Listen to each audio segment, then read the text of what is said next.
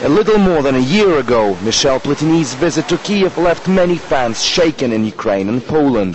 The UEFA president announced that the countries could lose their right to host the Euro 2012 football championship because of slow preparations. This time around, the one-time football great broke some good news.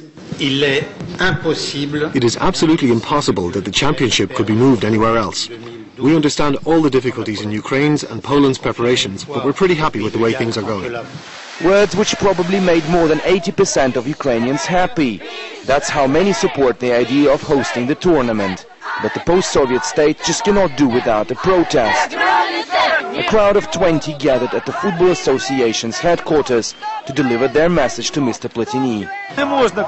Why is it that only big stadiums are being built for Euro 2012 and smaller ones are not? Look, here's a stadium in my neighbourhood, but we were told it would be removed and replaced with this skyscraper. Ukrainian football is on a high at the moment, with one of its teams guaranteed a berth in the UEFA Cup final this year. But the same cannot be said about the country's economy. Ukraine is among the states most affected by the world financial turmoil.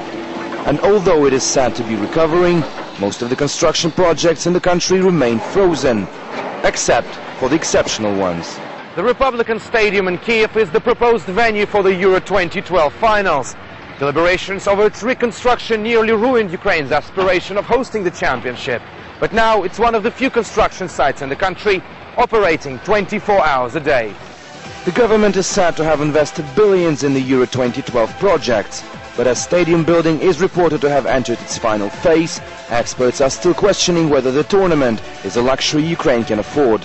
Definitely the first idea is to have the stadiums prepared until the late 2010. As for other programs, they are hardly financed, investment programs, even for some bridges, for some hotels, roads, but not in the cities which are hosting the Euro 2012. They are not financed totally.